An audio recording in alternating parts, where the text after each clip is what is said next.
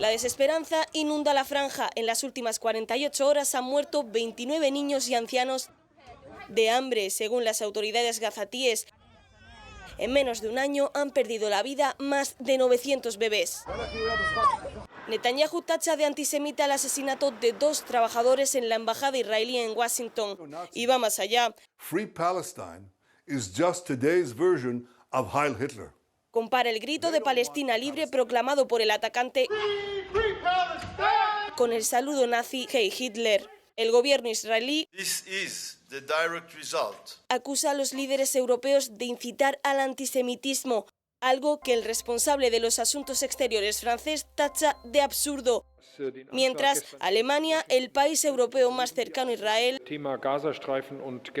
ha admitido en contra de su postura habitual su preocupación por las operaciones de Israel en la franja. Jesús, cuidado con eso, ¿eh? Free Palestine es el nuevo Heil Hitler. Bueno, hay que entender que ya en la dinámica en la que estamos metidos desde hace mucho tiempo el uso del lenguaje es muy importante y desde ese punto de vista lo que busca el gobierno de Netanyahu es una vez más identificar cualquier crítica a su gestión como una denuncia, una crítica, un insulto a todo un pueblo, a una religión o una cultura como puede ser la judía. Y de ahí mi pregunta, o sea, ¿cuánto tiempo más vamos a seguir utilizando de manera incorrecta el concepto de antisemitismo? O sea, se puede criticar, pongámoslo más cercano, al presidente del gobierno español y nadie te va a llamar antiespañol por eso. Pero si criticas a Netanyahu, inmediatamente se eleva la respuesta para calificarte como antijudío. Y digo antijudío y no antisemita. Dejemos de utilizar antisemitismo como concepto ligado a los judíos, puesto que tan semita es el pueblo judío como el pueblo palestino. Porque los palestinos vienen de ahí. Y si solamente se utiliza para designar a los judíos, eso quiere decir que los palestinos son alienígenas. Vienen de algún otro planeta porque no serían un pueblo de ahí. Y eso ya tiene una implicación muy evidente cuando se trata de decir esta tierra es mía porque yo soy de aquí, en cambio tú eres de fuera. Y sin embargo, como digo, se ha convertido ya en común utilizar ese concepto que vale para todo. Ahora mismo el asesinato, obviamente condenable, de 2 israelíes en Washington se califica también no solo de antisemita por parte del gobierno de Israel, sino como el resultado de las críticas que los gobiernos europeos hacen sobre lo que está haciendo en Gaza. Es un asesinato antisemita indiscutible. Es evidente que les han matado en el lugar donde les han matado por ser judíos. Es un asesinato antisemita indiscutible. El Museo del antijudío, antijudío, digo, el término de antisemita que hemos hecho tradicionalmente, pero el problema es que el antisemitismo es una cosa tan seria, el odio a los judíos es una cosa tan seria en nuestra historia y tan brutal, que ha causado tanto daño y sigue existiendo, por supuesto, negarlo es ridículo, que dejar ese juicio en manos de Netanyahu es una locura. Sí. O sea, que sea Netanyahu el que vaya a juzgar en el mundo qué es antisemita y qué no es antisemita es un delirio, porque claro, es súper cómodo para un político que está haciendo las barbaridades que está haciendo decir que cualquiera que le critique en el mundo es antisemita. Pero yo voy, por ejemplo, para no hablar de las críticas europeas, Ehud Olmert, que es el primer ministro anterior a Netanyahu, estuvo 3 años en el poder, el otro día dijo: el daño que Netanyahu y su grupo de matones han causado a Israel es mayor que el provocado por Hamás. ¿Le va a acusar de antisemita? ¿Va a acusar de antisemita a un primer ministro de Israel? Es que este es el problema. Es que no hay certidumbre, digo por aclarar un poquitito, no hay certidumbre de que el asesinato de ayer en Washington lo motive una cuestión religiosa, puede ser motivado por una cuestión política también. Sí, pero les han matado en la embajada por ser judíos. En la embajada y al lado del museo. De momento la investigación, digo para que la investigación sigue abierta. Puede haber una motivación religiosa y puede haber una motivación política. Claro, sí. De momento es algo que la investigación no ha determinado. Si es una motivación religiosa, será antisemita. Si estamos hablando de una motivación política, será un atentado político. 2 posibilidades: la religiosa sería un asesinato antisemita, la otra sería un atentado político.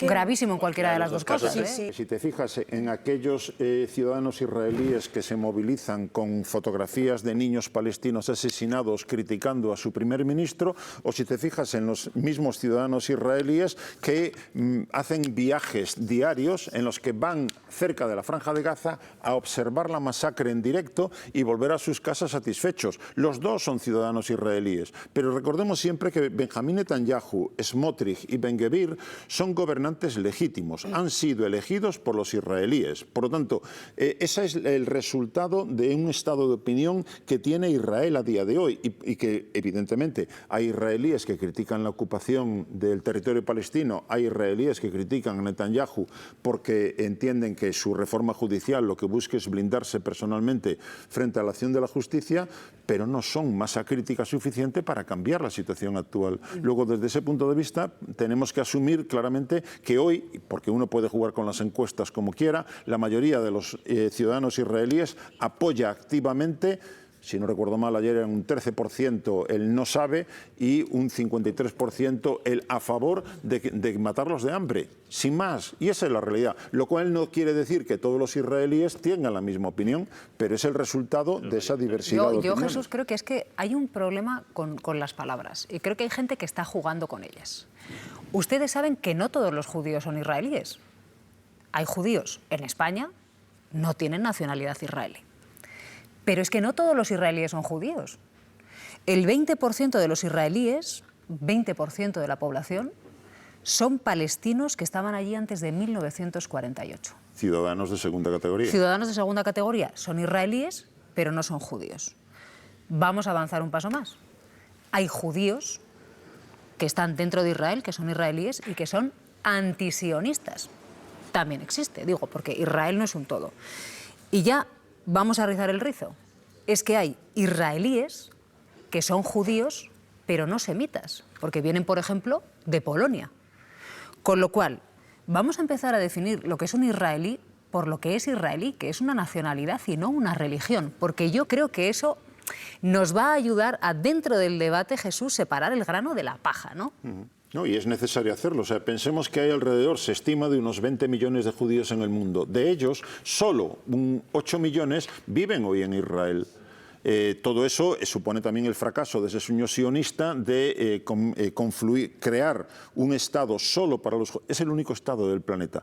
Es un Estado creado solo para los judíos. Y sin embargo resulta que la mayoría de ellos todavía viven fuera del país porque consideran que allí no se dan las condiciones, por diferentes razones, de cumplir el sueño político que tenían los sionistas originarios, digamos. Se puede ser antisionista, desde mi punto de vista, lo mismo que se puede ser antipartido popular o antipartido comunista o antipartido liberal. ¿Por qué? Porque es una opción política, entre otras. Por lo tanto, como decías, no representan una religión, no representan una civilización ni un pueblo.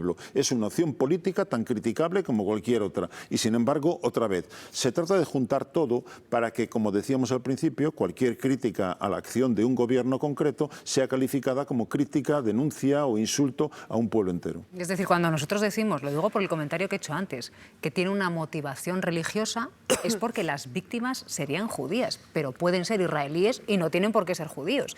Y en ese caso les habrían matado por una motivación política, precisamente porque podrían formar parte de puede que les de la sorprenda a embajada. algunos espectadores saber que hay cristianos sionistas y que es un actor muy potente en Estados Unidos con una influencia política considerable que, buscando ya en una lectura absolutamente demencial de la lucha de la guerra del fin del mundo, el juicio final, están intentando apoyar todo lo que pueden a que las cosas vayan mal en el territorio de Palestina, porque de ese modo por fin vendrá el Mesías nuevamente, por fin separará a los buenos de los malos. Pues en ese delirio es en el que se mueven muchos. Es que además yo creo que a nuestra audiencia le sorprendería saber que la Iglesia de la Natividad de Belén está en territorio ocupado.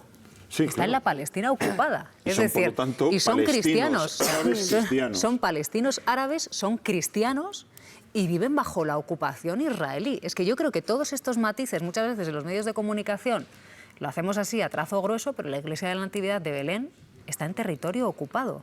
Son cristianos que viven en una Palestina ocupada por el ejército israelí y créanme que llegar hasta ahí, los que lo hemos hecho, supone atravesar unos controles tremendos. Es más, nunca tienes la garantía de que puedas llegar, porque ese día puedes encontrarte con el control cerrado y tienes que volver nuevamente a casa. Y eso da igual si es para firmar un contrato que ibas a hacer allí, o para ir al colegio, o para ir al cumpleaños de tu primo. Es algo que domina por tierra, mar y aire Israel. Domina y controla el ritmo de vida en el territorio ocupado desde 1967, incumpliendo sus obligaciones como potencia ocupante, pero sin ningún coste.